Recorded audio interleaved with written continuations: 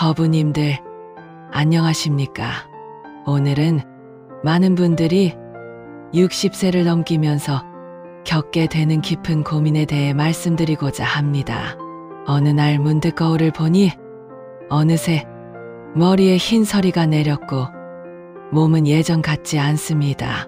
그런데 더 힘든 것은 오랫동안 함께해온 친구들과의 관계에서 느끼는 묘한 부담감입니다. 혹시 이런 경험 있지 않으십니까?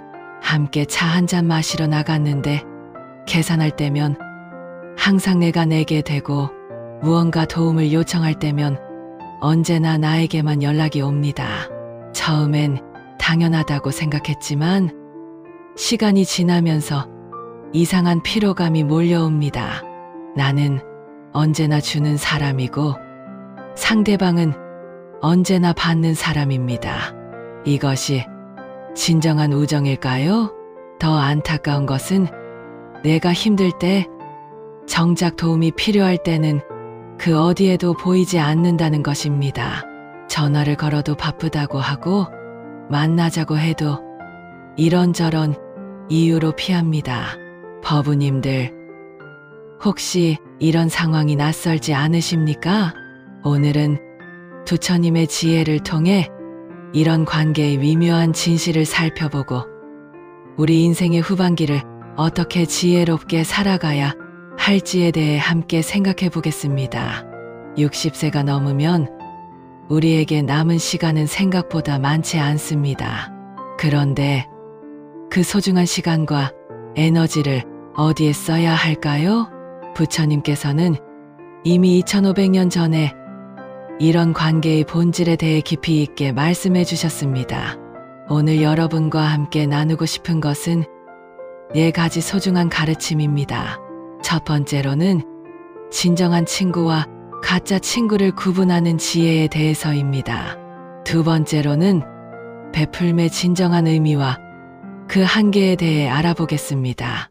세 번째로는 나이가 들수록 더욱 소중해지는 시간과 에너지 관리법을 말씀드리겠습니다. 마지막으로는 건강한 관계 정리를 통해 얻게 되는 내면의 평화에 대해 함께 생각해 보겠습니다. 이 4가지 지혜를 통해 법우님들의 남은 인생이 더욱 의미 있고 평안해지기를 간절히 바랍니다. 그럼 첫 번째 이야기부터 시작해 보겠습니다. 첫 번째로 진정한 친구와 이용하는 친구를 구분하는 부처님의 지혜에 대해 말씀드리겠습니다. 부처님께서는 디가니까야에서 이렇게 말씀하셨습니다. 4종류의 원수가 친구인 척 가까이 다가온다. 첫째는 빼앗는 자, 둘째는 말만 하는 자, 셋째는 아첨하는 자, 넷째는 함께 타락으로 이끄는 자이다. 이 말씀을 들으면 많은 분들이 깜짝 놀라실 겁니다. 부처님께서 친구에 대해 이렇게 현실적이고 직설적으로 말씀하셨다니요. 빼앗는 친구란 무엇일까요? 항상 받기만 하고 주지는 않는 사람입니다. 돈을 빌려달라고 하면서 갚지 않거나 밥을 사달라고 하면서 자신은 절대 대접하지 않는 사람들입니다. 60세가 넘으면 이런 친구들의 정체가 더욱 선명하게 보입니다. 젊을 때는 서로 도우며 살 수 있다고 생각했는데 나이가 들면서 일방적으로 주는 관계가 되어버린 것을 깨닫게 됩니다. 실제로 한 법우님의 이야기를 들어보겠습니다. 70세가 되신 김 보살님은 40년 넘게 사귄 친구가 있었습니다. 그런데 그 친구는 항상 경제적으로 어려웠고 김 보살님은 수십 년간 도와왔습니다. 아들 결혼식 축의금도 두둑하게 내고 병원비가 없다고 하면 100만 원씩 주기도 했습니다. 그런데 정작 김 보살님이 수술을 받게 되었을 때는 어떻게 되었을까요? 문병 한 번 오지 않았습니다. 전화로 안부만 물어보고는 바쁘다며 끊어버렸습니다. 김 보살님은 그제야 깨달으셨습니다. 40년 동안 자신은 친구라고 생각했지만 상대방에게 자신은 그냥 돈 주는 사람이었다는 것을요. 부처님께서는 이런 관계를 일찍이 경고하셨습니다. 말만 하는 친구에 대해서도 말씀하셨는데 이는 입으로만 좋은 말을 하면서 실제로는 아무것도 해주지 않는 사람을 뜻합니다. 아, 형님, 제가 도와드릴 일이 있으면 언제든 말씀하세요. 하지만 정작 부탁하면 이런저런 핑계를 대며 피해버립니다. 60세가 넘으면 이런 빈말에 속아서는 안 됩니다. 우리에게 남은 시간과 에너지는 소중합니다. 진정으로 나를 생각해주는 사람들에게 집중해야 합니다. 그렇다면 진정한 친구는 어떤 사람일까요? 부처님께서는 이에 대해서도 명확히 말씀해 주셨습니다. 네 종류의 친구가 마음으로부터 동반자가 된다. 첫째는 도와주는 자, 둘째는 같이 기뻐하고 같이 슬퍼하는 자, 셋째는 이익을 가르쳐주는 자, 넷째는 자비로운 자이다. 도와주는 친구는 내가 어려울 때 진심으로 도움을 줍니다. 돈이 없어도 시간을 내어 병문안을 오고 힘든 일이 있으면 함께 걱정해 줍니다. 같이 기뻐하고 슬퍼하는 친구는 내 감정에 공감해 줍니다. 내가 좋은 일이 있으면 진심으로 축하해 주고 슬픈 일이 있으면 함께 눈물을 흘려줍니다. 이런 친구들은 나이가 들수록 더욱 소중해집니다. 이들과의 관계는 서로 주고받는 균형이 맞습니다. 법우님들, 지금 한번 생각해 보시기 바랍니다. 내 주변의 친구들 중에서 진정 나를 위해주는 사람은 몇 명이나 될까요? 그리고 나만 일방적으로 주고 있는 관계는 몇 개나 될까요? 조주선사에 유명한 일화가 있습니다.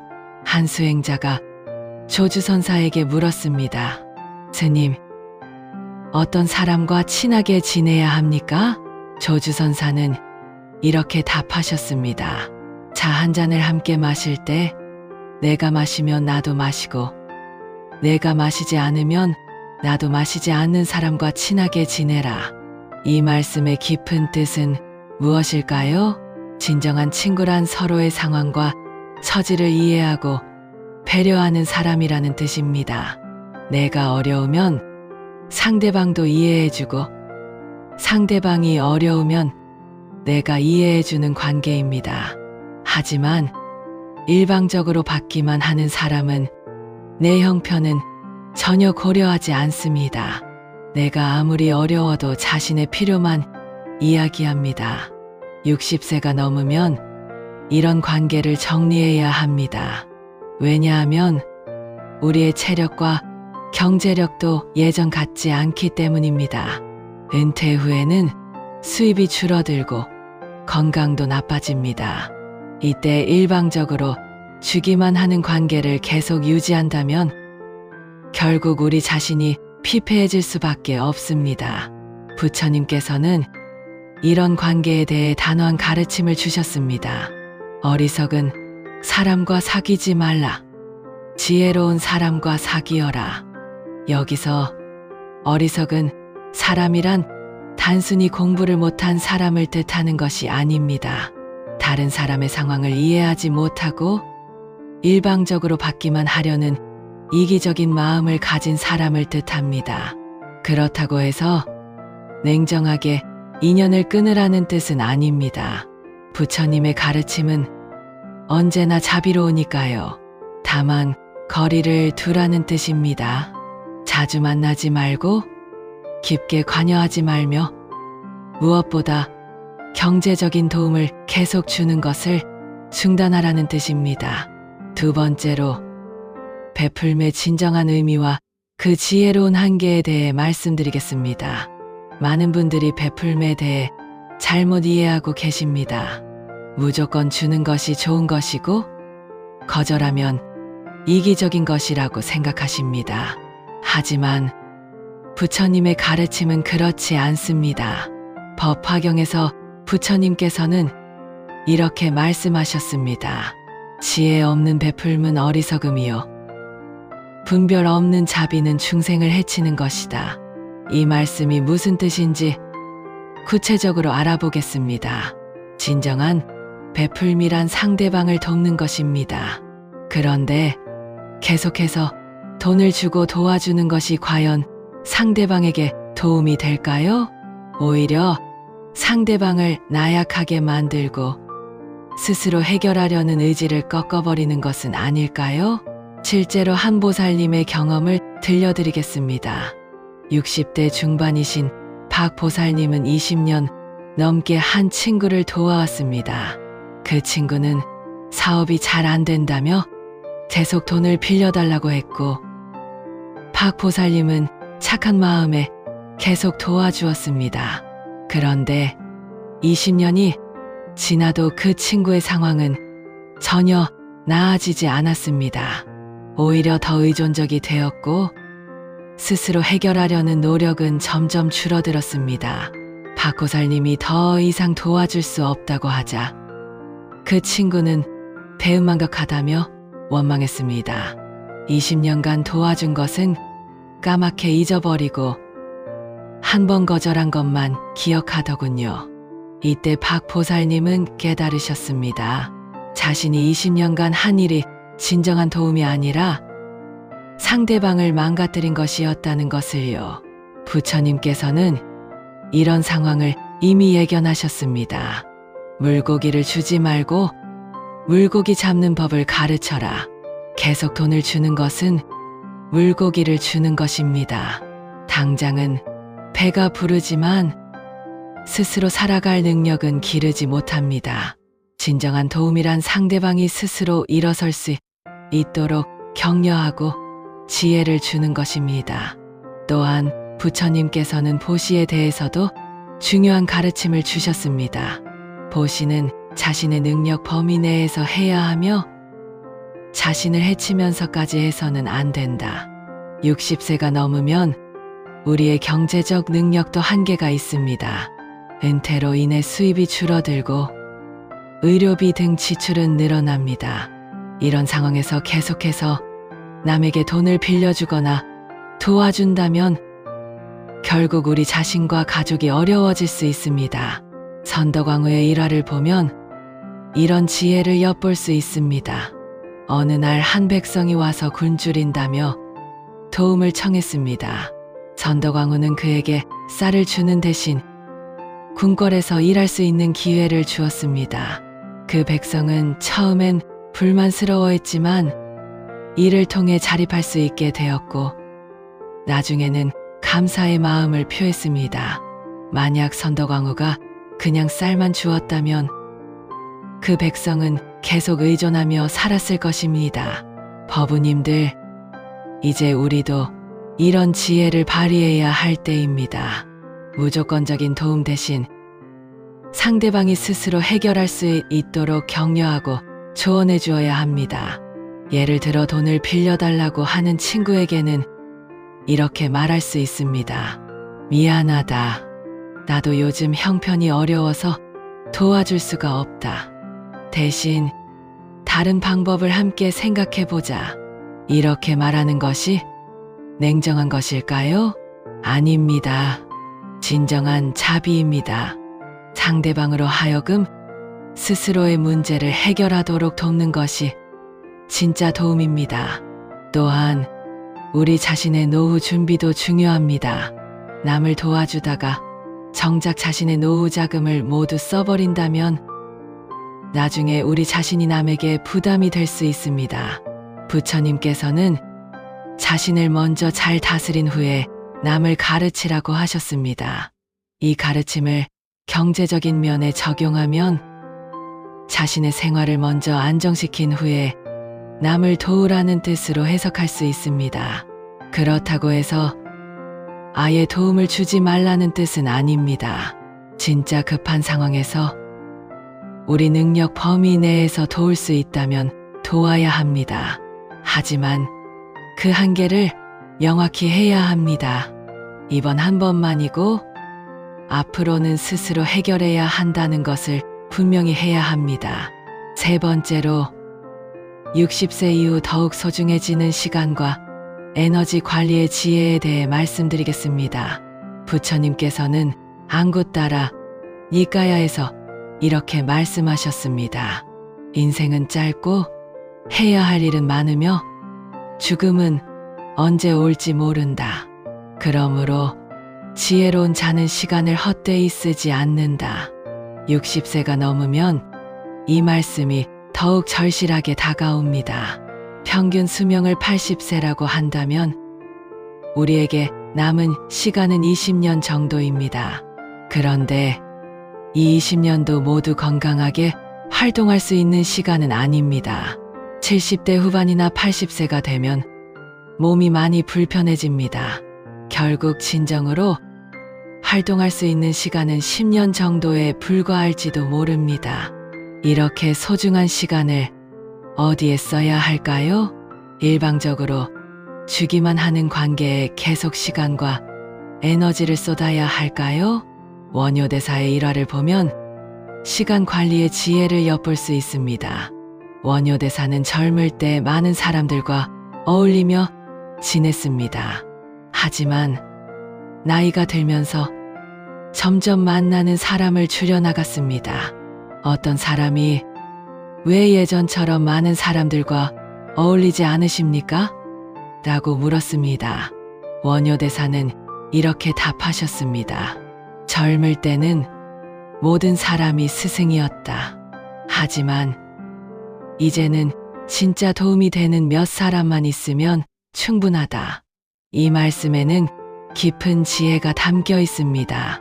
나이가 들수록 관계의 질이 양보다 중요해진다는 뜻입니다. 60세가 넘으면 새로운 친구를 많이 사귀기보다는 기존의 좋은 관계를 더 깊게 발전시키는 것이 좋습니다. 그런데 일방적으로 받기만 하는 사람들과의 관계는 우리의 소중한 시간과 에너지를 빼앗아 갑니다. 예를 들어보겠습니다. 한 달에 한 번씩 만나서 밥을 사주는 친구가 있다면 1년에 12번, 10년이면 120번을 만나게 됩니다. 한 번 만날 때마다 3회에 4시간을 쓴다면 총 400시간 가까이를 쓰게 됩니다. 이 400시간을 다른 곳에 쓴다면 어떨까요? 독서를 하거나 명상을 하거나 진짜 좋은 친구들과 의미 있는 시간을 보낼 수 있습니다. 또한 경제적인 부담도 생각해 봐야 합니다.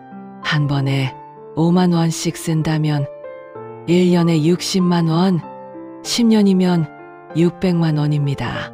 이 돈을 여행이나 취미활동 또는 노후 준비에 쓴다면 훨씬 의미가 있을 것입니다. 부처님께서는 모든 것에는 때가 있다고 하셨습니다. 젊을 때는 많은 사람들을 도우며 살 수 있었지만 60세가 넘으면 선택과 집중이 필요합니다. 진짜 나를 아껴주고 걱정해주는 몇 명의 친구들에게 집중해야 합니다. 이들과의 관계는 서로 주고받는 균형이 맞기 때문에 시간과 에너지를 쏟아도 보람이 있습니다. 해능선사의 가르침을 보면 이런 지혜를 발견할 수 있습니다. 본래 무일물이라는 유명한 말씀이 있습니다. 본래 아무것도 없다는 뜻입니다. 이 말씀을 인간관계에 적용하면 모든 관계에 집착할 필요가 없다는 뜻입니다. 좋은 관계는 소중히 하되 나에게 도움이 되지 않는 관계는 자연스럽게 놓아주어야 합니다. 60세가 넘으면 이런 경계가 더욱 중요해집니다. 우리의 체력과 정신력이 예전 같지 않기 때문입니다. 스트레스를 주는 관계를 계속 유지하면 우리의 건강에도 악영향을 미칩니다. 혈압이 올라가고 잠을 못 자게 되며 소화도 안 됩니다. 반대로 편안하고 즐거운 관계는 우리의 건강에 도움이 됩니다. 웃음이 많아지고 스트레스가 줄어들며 삶의 활력이 생깁니다. 법우님들, 이제 선택해야 할 때입니다. 남은 시간을 어떤 사람들과 보낼 것인지, 어떤 일에 에너지를 쏟을 것인지 말입니다. 일방적으로 받기만 하는 사람들에게 계속 시간을 낭비할 것인지, 아니면 진짜 소중한 사람들과 의미 있는 시간을 보낼 것인지 선택해야 합니다. 네 번째로, 건강한 관계 정리를 통해 얻을 수 있는 내면의 평화에 대해 말씀드리겠습니다. 많은 분들이 관계 정리를 잘못 이해하고 계십니다. 냉정하게 인연을 끊는 것이라고 생각하시는데 그렇지 않습니다. 부처님께서는 중화암경에서 이렇게 말씀하셨습니다. 지혜로운 자는 모든 중생을 자비로 대하되 가까이 지내는 사람은 선별한다. 이 말씀이 바로 건강한 관계 정리의 핵심입니다. 모든 사람을 미워하거나 적대시하는 것이 아니라 가까이 지내는 사람을 선별하는 것입니다. 단무갈 선사의 일화를 보면 이런 지혜를 엿볼 수 있습니다. 어느 날 한 제자가 물었습니다. 스님, 어떤 사람과 가까이 지내야 합니까? 단무갈 선사는 연못을 가리키며 말씀하셨습니다. 저 연못을 보라. 맑은 물은 연꽃을 피우지만 더러운 물은 해로운 벌레들만 번식시킨다. 이 말씀의 뜻은 무엇일까요? 좋은 사람들과 가까이 지내면 내 마음도 맑아지지만 좋지 않은 사람들과 지내면 내 마음도 탁해진다는 뜻입니다. 60세가 넘으면 이런 구분이 더욱 중요해집니다. 나이가 들수록 마음의 평화가 무엇보다 소중하기 때문입니다. 일방적으로 받기만 하는 사람들과의 관계는 우리에게 지속적인 스트레스를 줍니다.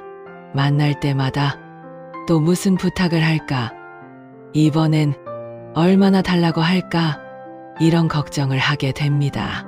이런 스트레스가 쌓이면 우리의 내면이 평화롭지 못합니다. 항상 긴장하게 되고 마음이 편하지 않습니다. 반대로 서로 배려하고 이해하는 친구들과 지내면 마음이 편안해집니다. 부담 없이 만날 수 있고 진솔한 대화를 나눌 수 있습니다.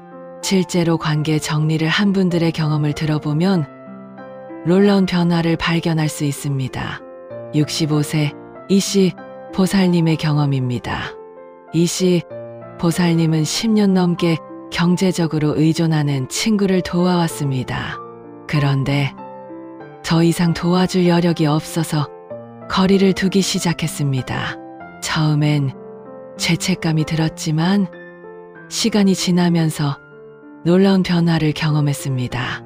스트레스가 줄어들면서 잠을 잘 자게 되었고 소화도 잘 되기 시작했습니다. 더 중요한 것은 정신적인 여유가 생겼다는 것입니다. 그동안 한 사람 걱정하느라 쓸 수 없었던 시간과 에너지를 다른 곳에 쓸 수 있게 되었습니다. 자녀들과 더 많은 시간을 보내고 오랫동안 미뤄왔던 독서도 할 수 있게 되었습니다. 무엇보다 마음이 평안해졌습니다. 이씨 보살님은 진작 이렇게 할 걸 그랬다고 후회하셨습니다. 부처님께서는 이런 상황을 이미 예견하셨습니다. 어리석은 자와 함께 있는 것은 고통이요. 지혜로운 자와 함께 있는 것은 즐거움이다. 여기서 어리석은 자란 단순히 공부를 못한 사람이 아닙니다. 다른 사람의 상황을 이해하지 못하고 자기 필요만 생각하는 사람을 뜻합니다. 이런 사람들과 계속 관계를 유지하면 우리도 고통스러워집니다. 반대로 서로를 이해하고 배려하는 사람들과 지내면 즐거움을 느낄 수 있습니다. 관계 정리를 할 때는 단계적으로 해야 합니다. 갑자기 연락을 끊거나 냉정하게 거절할 필요는 없습니다. 먼저 만나는 횟수를 줄여나가시기 바랍니다. 한 달에 한 번 만났다면 2달에 한 번으로, 2달에 한 번이었다면 석 달에 한 번으로 줄여나가는 것입니다. 그리고 경제적인 도움 요청이 올 때는 정중하지만 단호하게 거절하시기 바랍니다. 요즘 우리도 형편이 어려워서 도와드릴 수가 없습니다. 이렇게 말하는 것이 거짓말일까요? 아닙니다.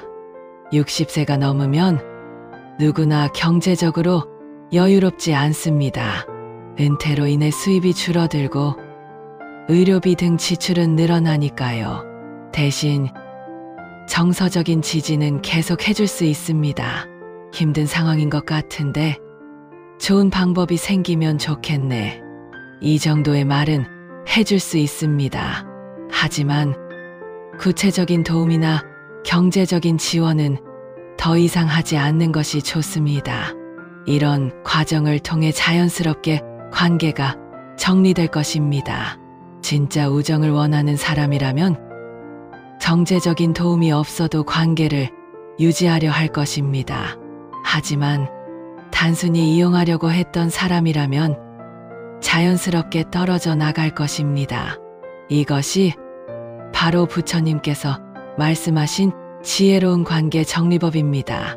법우님들, 오늘 말씀드린 4가지 지혜를 정리해 보겠습니다. 첫째, 진정한 친구와 이용하는 친구를 구분하는 것입니다. 부처님께서는 이미 2500년 전에 종류의 가짜 친구에 대해 경고하셨습니다. 빼앗는 자, 말만 하는 자, 아첨하는 자, 함께 타락으로 이끄는 자입니다. 60세가 넘으면 이런 친구들의 정체가 더욱 선명하게 보입니다. 둘째, 베풀매 진정한 의미와 지혜로운 한계를 아는 것입니다. 무조건적인 베풀음은 오히려 상대방을 망가뜨릴 수 있습니다. 진정한 도움이란 상대방이 스스로 일어설 수 있도록 돕는 것입니다. 우리 자신의 한계를 명확히 하고 그 범위 내에서만 도와야 합니다. 셋째, 소중한 시간과 에너지를 지혜롭게 관리하는 것입니다. 60세가 넘으면 우리에게 남은 시간은 많지 않습니다. 일방적으로 주기만 하는 관계에 계속 시간과 에너지를 쏟을 것이 아니라 진짜 소중한 사람들과 의미 있는 시간을 보내야 합니다. 넷째, 건강한 관계 정리를 통해 내면의 평화를 얻는 것입니다. 좋지 않은 관계는 지속적인 스트레스를 주어 우리의 건강과 평화를 해칩니다. 단계적이고 자연스러운 방법으로 관계를 정리하면 놀라운 마음의 평화를 경험할 수 있습니다. 법우님들, 이런 지혜는 하루아침에 실천하기 어려울 수 있습니다. 오랫동안 유지해온 관계를 정리한다는 것은 쉽지 않은 일입니다. 하지만 부처님께서는 천리 길도 한 걸음부터라고 하셨습니다. 오늘부터 작은 것부터 실천해 보시기 바랍니다. 경제적인 부탁이 왔을 때 한번 거절해보고 자주 만나던 사람과의 만남 횟수를 줄여보시기 바랍니다. 처음엔 어색하고 죄책감이 들 수 있지만 시간이 지나면서 그 지혜를 깨닫게 될 것입니다. 오늘 이 말씀이 법우님들의 남은 인생을 더욱 평안하고 의미 있게 만드는데 도움이 되기를 간절히 바랍니다. 이 영상이 도움이 되셨다면 좋아요 버튼을 눌러주시고 댓글로 여러분의 경험이나 생각을 나눠주시기 바랍니다. 다른 법우님들에게도 도움이 될 수 있도록 구독과 알림 설정도 부탁드립니다. 오늘도 부처님의 자비와 지혜가 법우님들과 함께 하시기를 기원합니다. 모든 중생이 고통에서 벗어나 평안하시기를 바랍니다. 사라져 가는 것들에 집착하지 마시고 진정으로 소중한 것들을 알아보는 지혜를 기르시기 바랍니다. 감사합니다.